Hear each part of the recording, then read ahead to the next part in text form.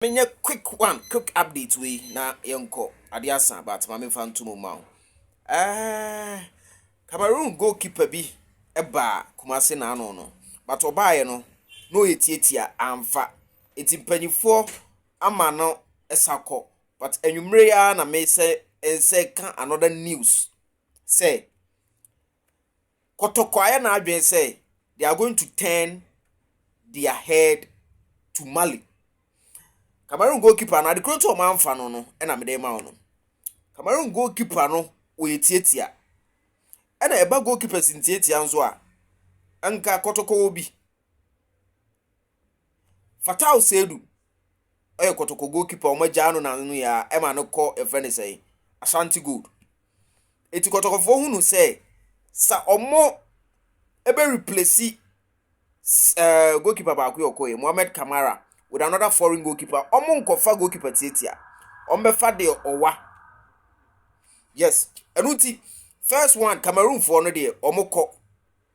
Cameroon for no omoko. Ebi adachi bi yebetima from amomaba. Nemom no enwumre ya film nsa kan say Kumase Asante Kotoko. Kotoko. Ko Mali. Akofa Stade de Malien goalkeeper.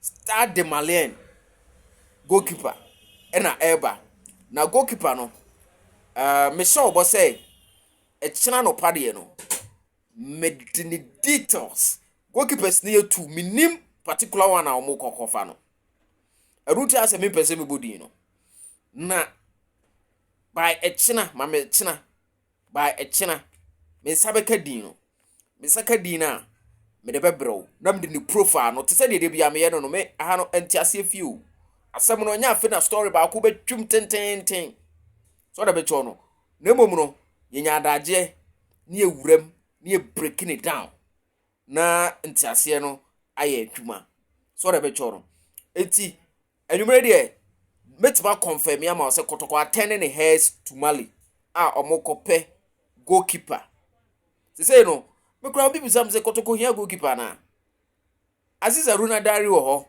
na Benjamin Twum wo ho I didn't tell you keep faith in them. And as still now he has a Kotoko be here another top class goalkeeper.